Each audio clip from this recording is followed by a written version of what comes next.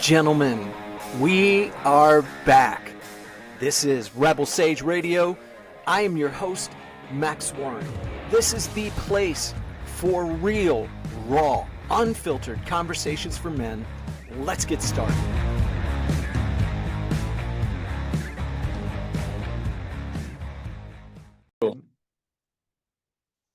Guys, it delights me and literally brings me joy to bring George Donnelly to the podcast today. George is an amazing man.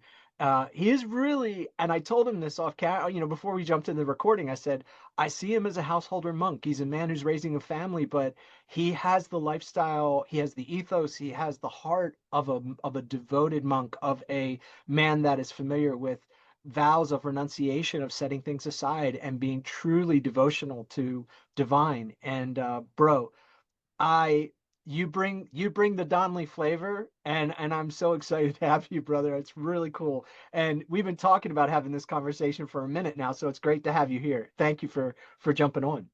Brother, I got chills. We have said this a while ago, and the fact that you're in Asheville, and I lived in Waynesville, North Carolina. My brother still lives in Asheville now.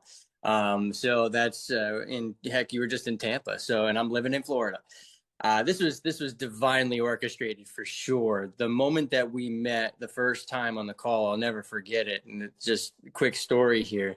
Yeah. You started just unloading about the feminine, and I just started tearing up and crying because I felt completely seen finally by somebody who gets where I'm going and on the path of that deep devotion. And I was just like, oh, man, this conversation is gonna happen whether we like it or not. yeah, definitely, brother, definitely. And I think there's been a lot of shared, you get it, you see it, that's awesome. So bro, you heard me. I this is real, raw, unfiltered. I don't want overproduced bullshit conversations that never really get into a soul level. And so we sort of, there are no guardrails, and what we're really looking for is, I would love for men to learn more about your story, more about sort of what the precursors were for you going through your own challenges and your transformational journey, the work you do in the world. And we'll tap into and play with the idea of sovereignty, choice, expansion. And we'll wrap at the end, just, what are some of the tools in your tool belt? What are some of the things that you see as being, essential for men, non-negotiable, so they have these tools and these understandings? So tell us about your story, brother. Would love to hear. So my superhero origin story. I come from, very, very humble beginnings, I guess that you would say. Grew up pretty poor, moved a lot. I mean, absolutely a ton. We, even within the same town, just constantly picking up and moving. I felt like modern nomads. Even moved to Florida. In fifth grade alone, I had 4 different schools. Up and down the East Coast. I lived on a small island off the coast of Rhode Island. It was actually in Narragansett Bay called Prudence Island. Lived there for about 3.5 years or so.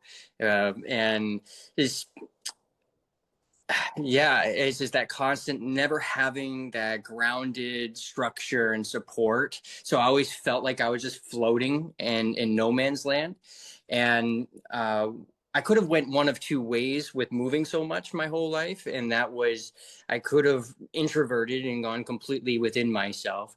Or I could become a chameleon and adapt and play around with, just being somebody that everybody liked, right? So that's started my people pleasing. And eventually that led into people pleasing in my relationships, and taking a deep dive into why and how to unravel all of that. But man, so that's really where I was coming from, is just constantly not having structure and support. And then even seeing that now mirrored still of constantly moving. And, I've moved, 4 times just in the town that I'm in here.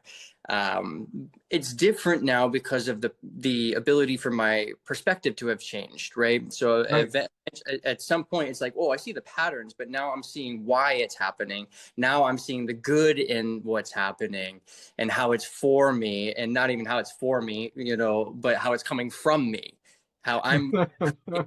So I think there's levels to that awareness. Is like everything's happening to me, that victim's mentality, and woe is me, to everything's happening for me, to everything's happening from me. So it's this evolution, right? And you're They're like, very different, bro. They're very different perspectives.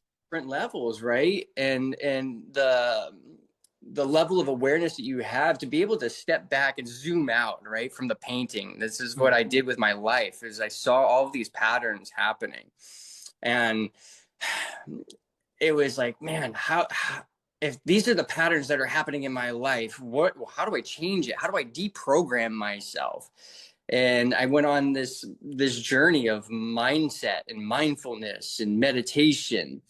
And by the time I was 18, I had already started meditating. I was meditating with fire because my dad was kind of into Wiccan and into Native American spirituality. I'm Native American on both sides, Blackfoot and Algonquin.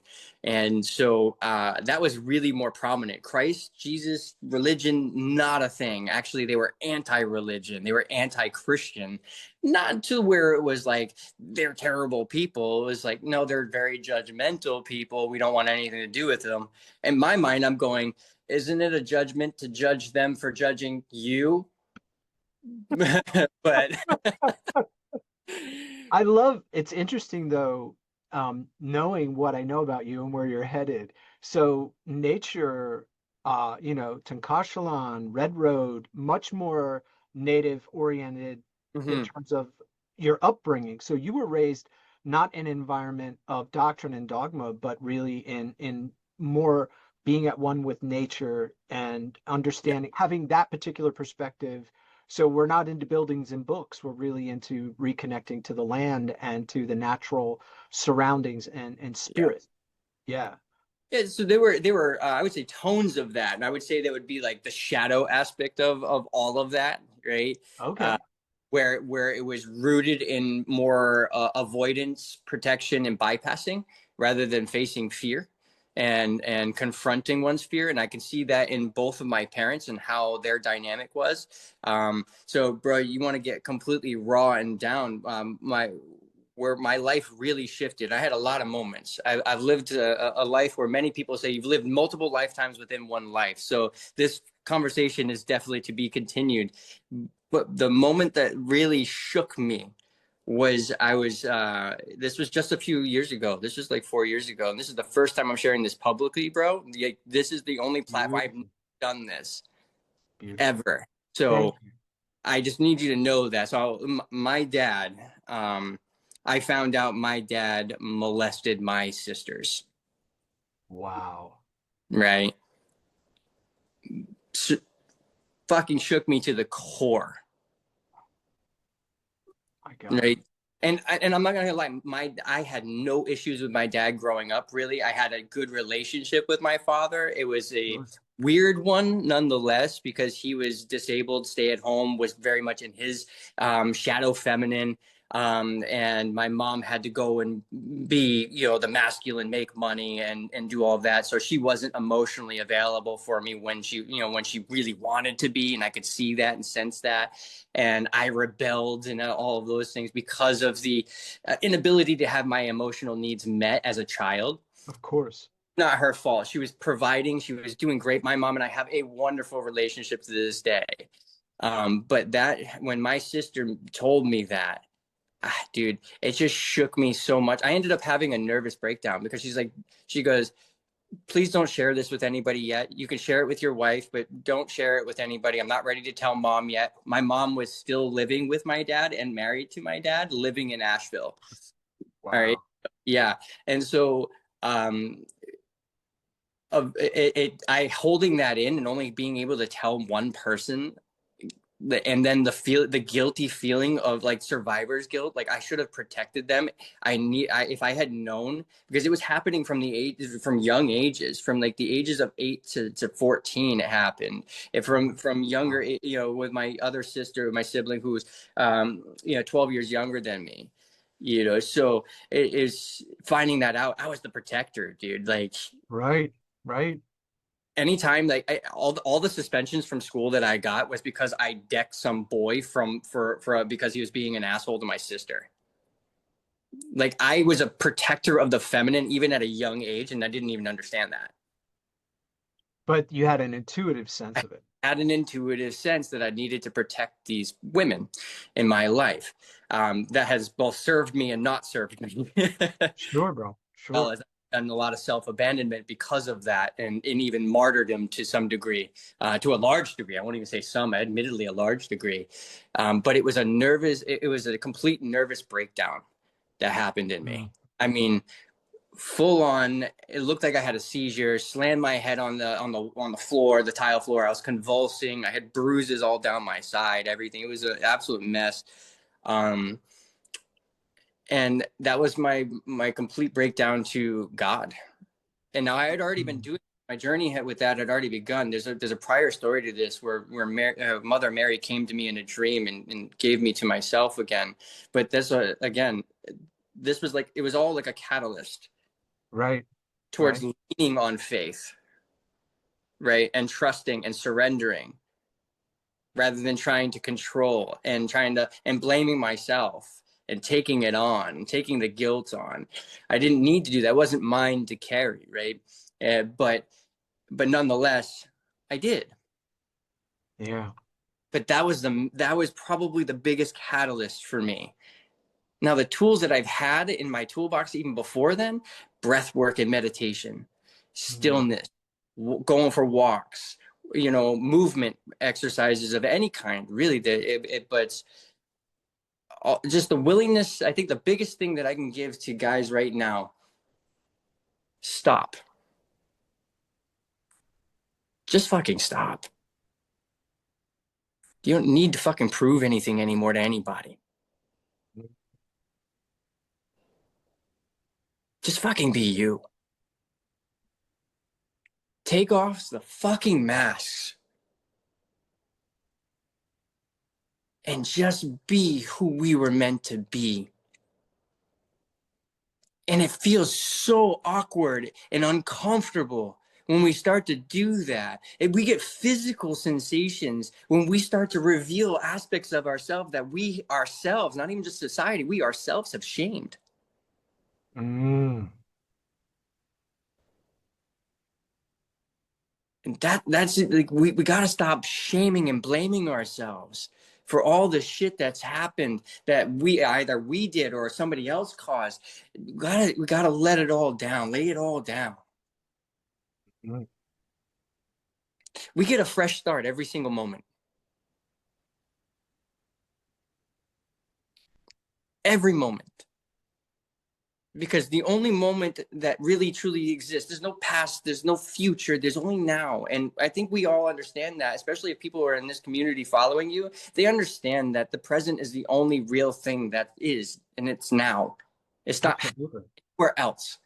And it's not happening anywhere else outside of you. It's happening here, now, from within you, projected outside of you.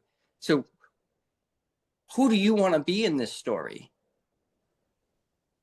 Do you want to be what everybody else tells you to be?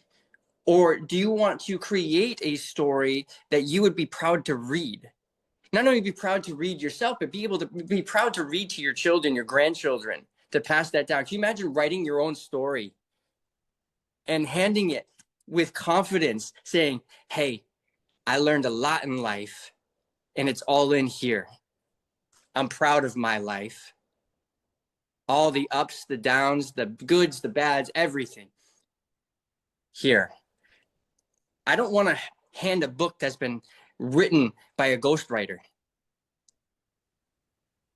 Somebody else telling my story as a biography. No, I'm writing my autobiography right now, word for word, through my life. May my life be in service to others so they can learn.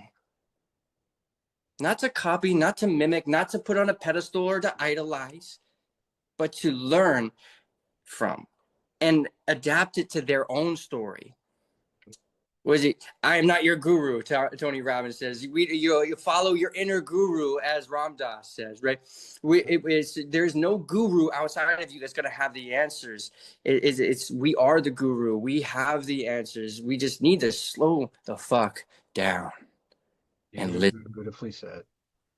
Yeah, bro. We're taught and we're raised to seek validation and accolades, and we're convinced that the more we own, or if we own the right house in the right zip code, or we have the right title, we drive the right car, we have the right woman, it's the 2.5 kids, white picket fence nonsense of the American dream, which is really just, it's a thinly veiled lie of consumerism, but none of that is really what the masculine soul is hungry for. And what you're advocating is stop performing, stop play acting, put the mask down, live your life. Let your life be the story that you're proud for anyone to. It's legacy, bro. It's what you're touching on. Absolutely. Yeah, man. I know your spiritual practice, and you have a ton of practices, but I know because you're a guy that has embraced spiritual practice, musicianship, vocalizations, trance states, meditation, plant medicine. You have all of that you're drawing from. In terms of that, bro, can you talk to practical sovereignty for men? Because one of the things I'm convinced of is that we don't realize how much choice we actually have, which you just were touching into big time. And we don't realize that we can reject the scripts that we were given, the roles that we were given. Like, we don't have to live from that place. We can make conscious decisions, set intentions, and break away from these old identities, because it's not just beliefs. We hear a lot of people say, this belief no longer serves me. I honestly believe there's a composite thing that makes up this identity that we wear, like an old shirt, right? That's ratted, it's just torn. We've sewn it, we've mended it, we've tried to, we've patched it with denim. You know what I mean? We've done everything we can, but the truth of the matter is that it doesn't serve us. Can you talk a little bit to that? Because I think that would be super helpful for guys to understand. And in ways in which you can reflect that in your own experience, bro, would be beautiful. Yeah, and that's beautiful. What came to mind was scripture, actually. Old wine, new skins. Right? We can't keep putting it in. It's just going to crack. It's going to go all over the place. Right? Eventually, you got to put new wine in new skin. You can't keep putting the old. You can't keep reusing the old. So I love that analogy that you just used. That just brought scripture right to mind.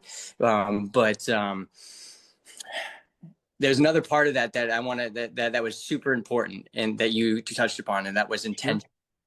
And I think that's where sovereignty begins, is awareness and intention. Right? So everything starts with awareness. First, we become aware of the problem, right? This is your 12-step AA. First we have to admit there's a problem, right? There's reasons that it exists. It works. But seeing the problem is your first level of awareness. Right? The second level is actually taking action towards changing that. Right? Well, what is that action? Well, the action then starts with the intention. What's my intention? Here's the pattern. Here's the habit, whatever it is. Now, my intention is this no longer serves me. So we're going to release it. Then comes the how, right? And then comes the trust, the surrender, and all of those things. But it starts with awareness and then your intention. Everything with intention, like to the smallest degree. And this is a good practice if people want to start doing this, is that when you wake up in the morning, before you put your feet on the bed, on the floor, out of bed, set an intention for your day. Don't reach for your phone. One of the worst things you can do, and admittedly I've done it and do it more often than I'd like, but still, don't go for the phone right away. Give it at least 20 minutes before you touch that thing. Set your intention. Take 3 deep breaths. Ground yourself into the day. Mm-hmm. That's anchoring your intention. My intention today is to show up fully for every interaction that I have throughout the day. So that means, and that means if I'm on my phone and my kids come up to me and start talking to me, I need to give my fullest attention. Right? That means put down the phone. So it's little things like that. Before you set foot into an office, say you've got an office meeting. I'll give you an example. Before we started this conversation, this call, I set a sacred intention. I lit my sage. Right? I thought it was appropriate, seeing as it's Rebel Sage, so I figured why not. But look, you can see it on the camera here for the folks listening. You can't see it yet, Yeah. But I've got my sage right here, and I set an intention of saying, Holy Spirit, I surrender this conversation, this call to you. May you bless this call, and may your words be my words, my thoughts be your thoughts, and join Max and I in spiritual union, and bless this call, and bless Max's work and the work that he's putting out. Thank you for even the opportunity to be here, and blessed be, so it's done. And then I do, in the name of the Father, Mother, Son, Holy Spirit. I do a quaternity cross. I do that for a reason, because Speak to that, bro. I want. I had a feeling This is that thing we talked about. This is that there's this sort of it's not you have thoroughly researched, lived into, leaned into the things that you hold and value from a spiritual practice, and they are not they are very much you know, I think of the Albigensians when I think of you, brother. So I would love to hear I'd love to hear your perspective on that. So I can't, thank you. I appreciate that. Received, brother. Received. I can't take credit for this. I watched a beautiful interview with Father Sean O'Leary on the Aubrey Marcus podcast. And I know there's a lot of controversy around Aubrey Marcus right now, and I won't even, that's a whole other issue. But I very much enjoyed the conversations that he has on his podcast regardless. And Father Sean O'Leary introduced the idea of the quaternity to me, the Father, Mother, Son, and Holy Spirit. For me, it never sat right that the Mother was always removed from that, and the Trinity was doctrine, and that even biblically it doesn't present the Trinity. It was man came up with the concept of the Trinity. So I'm like, it never sat well. It doesn't make sense, because when it folds in on itself, it's not even, it's not perfectly whole. But when you have an even cross with a circle, right? And you see this in ancient, like even Native American symbolism, where it's the circle, the cross, the Celtic cross is a close symbol to that as well. But just the circle with the 2 lines, everything is even. You have 4 slices of the pie, the 4 seasons that we go through in life. You have north, south, east, and west. Everything's encompassed in one. And when you fold it in half, it folds over itself perfectly. When you fold it in half again, it folds over itself perfectly. It's seamless, and that's how life is, and that's how life unfolds. It unfolds until we become whole. Right? So with the quaternity, it just makes sense. It takes father and mother, masculine and feminine. When we're talking polarity, you can't have masculine without feminine. So how can I only have a father without a mother?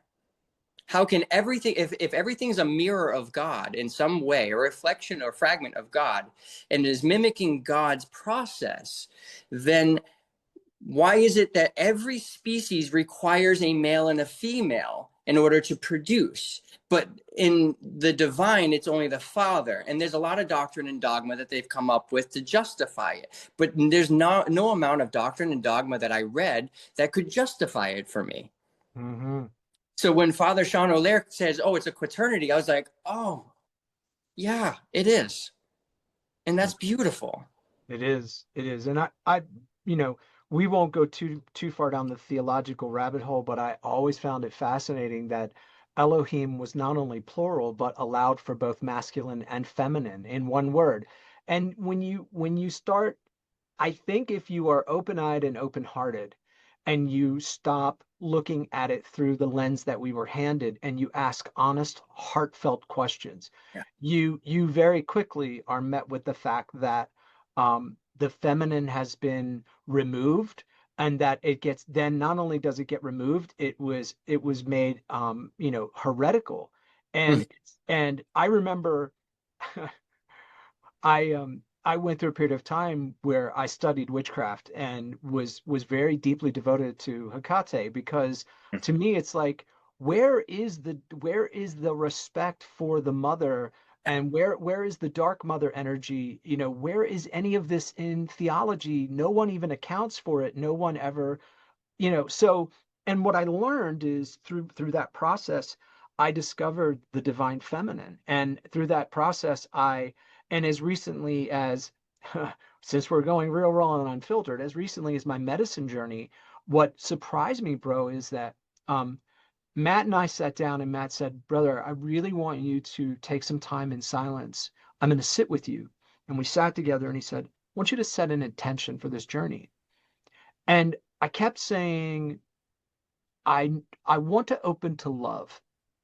I could feel that I want to surrender myself to the arms of love.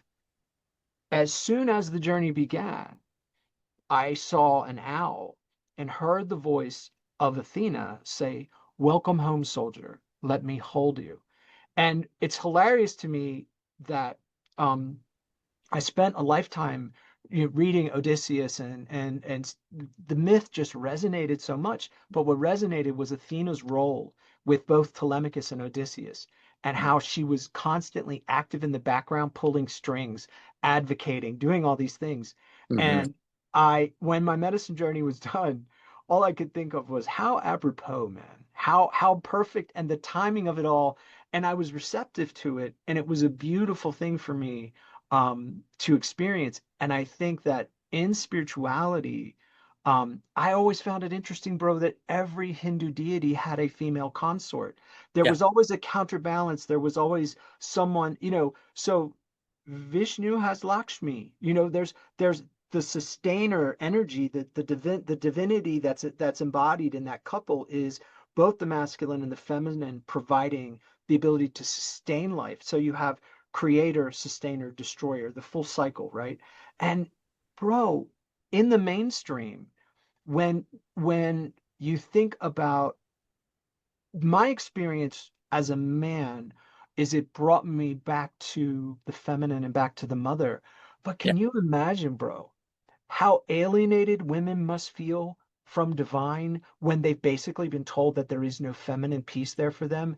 And Yeah. to me, they've been robbed of that. And part of my advocacy and my ferocity for the women that are in my world is that they should not be stripped of anything, and that that we as men have not, because of ignorance, because knowledge was suppressed, we Yeah. haven't been in a capacity to protect and nurture them and make sure that they were offered that. And I love that you brought that sacred element of the feminine back in, bro. That's powerful to me.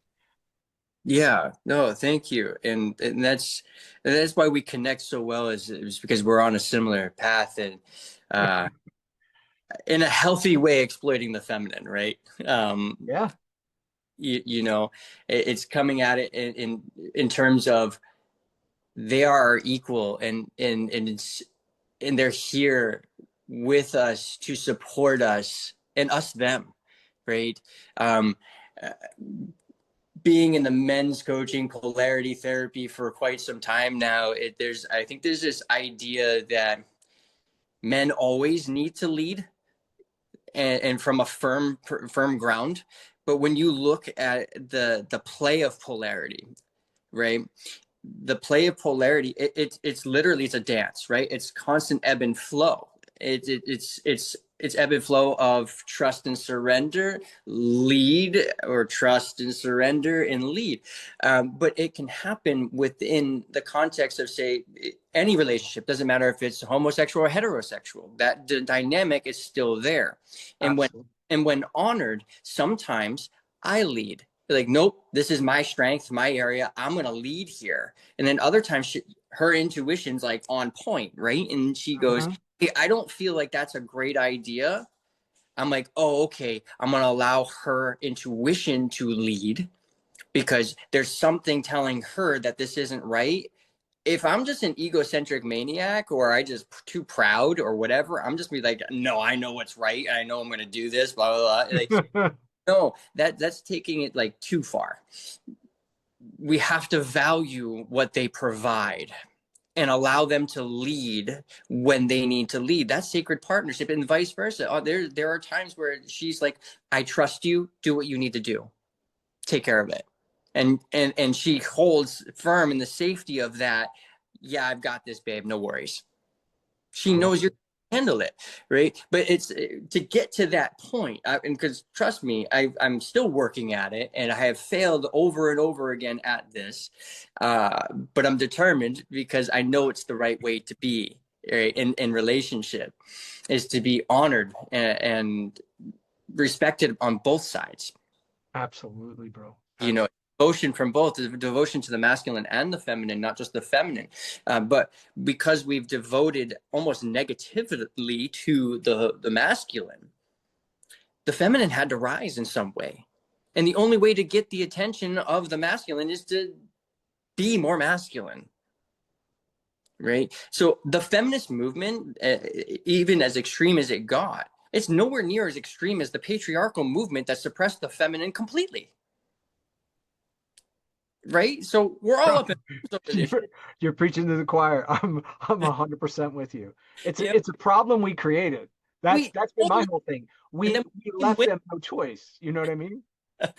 And then we blame them for it. It's like, no, there's a reason there's a lot of man hate right now, right? There's a reason. Absolutely. And guess what, men, we need to stand up and own it. Yeah, we may have personally not caused it, right? It could generationally have been led there. But guess what? It is now our responsibility to create a new way of life. I'm not saying fix it. This isn't a fix issue because now both parties need to come in and take on the responsibilities of each party. Like, I'm accountable for this and you're accountable for this, and then we meet together. But right now it's like, no, men haven't been held accountable for so long that, you know, there's a lot of resistance there. So we're waking up, man, and we're trying to wake up our brothers with us, wake up our sisters, and be like, hey, listen, there are men out there really trying, and they are changing the paradigm. Yes. Don't give up on us. Don't freeze your eggs and just wait for, you know, a lab baby to be made. All right. There are real relationships that are there that are going to be cultivated, and in what I would call the new divine union. And we can even go into the new earth, you know, fifth dimension. Love consciousness, Christ consciousness that we're moving into.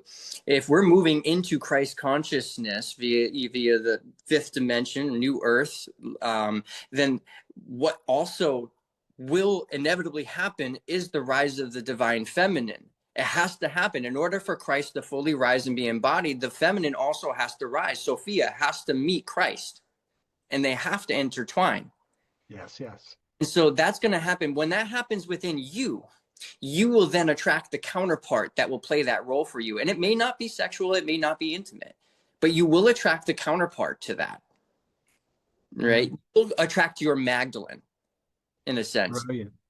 It's you brilliant, know, and it has to, because what's reflected on the inside will reflect and project onto the outside. Your inner world, this is what as above, so below, as within, so without. That is what it means.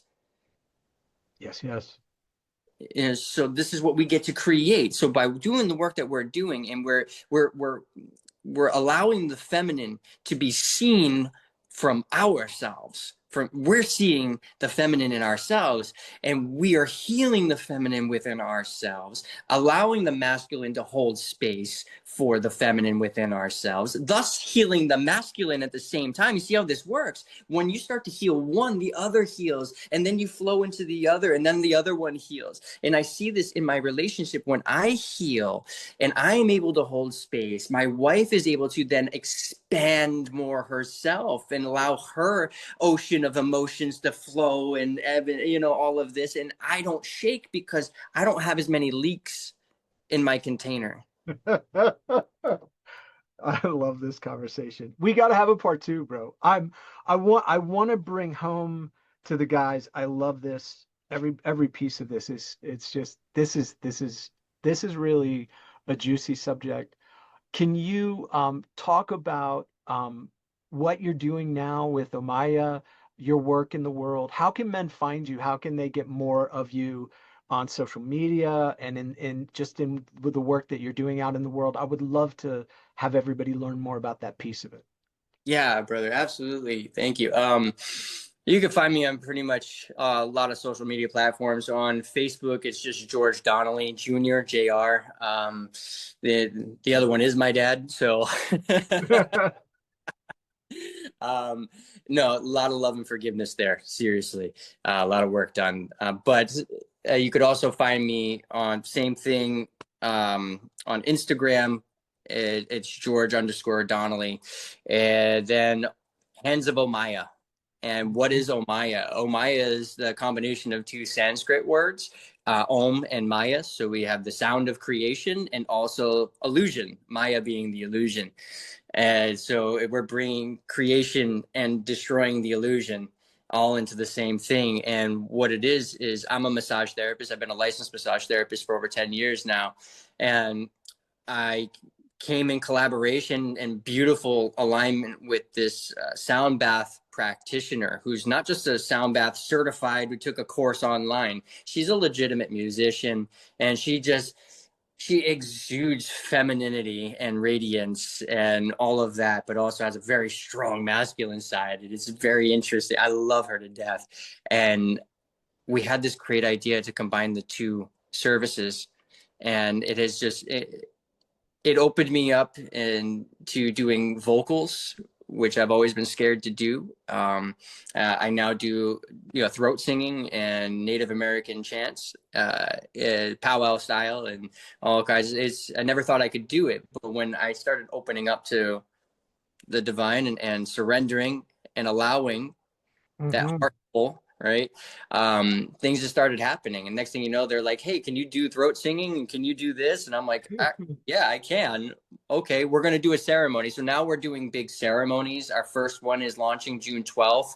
And that's, if any of your listeners are from the Naples area, that's where I'm at, Naples, Florida.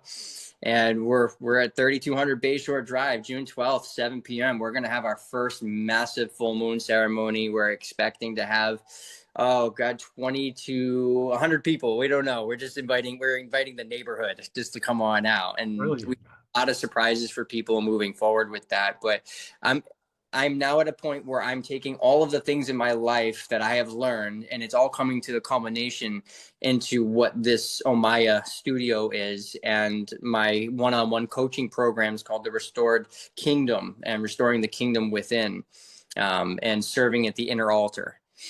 So that's what I'm at. That's what I'm doing. Got lots of projects going. It's before I told you I'm actually in the middle of writing a book, decoding the Bible. So all the Yes. the layers, we're gonna break it down. So this way, it's not so mystically complex for people. Like here it is, and as plain of terms as I can get it. And I'll be honest, co-creating that with ChatGPT and AI, because I believe that we need to start doing that. Whole other situation conversation for that. Love it, bro. Hey, thank you for coming in. Thank you for the wisdom, the joy, and the depth and the breadth of what you bring, brother. Such a pleasure. Definitely going to have you back on. There's more to discuss, but love you, George. Thanks, bro. Love you too, brother. Thank you. Thank you so Appreciate it. much. Blessed. Yeah.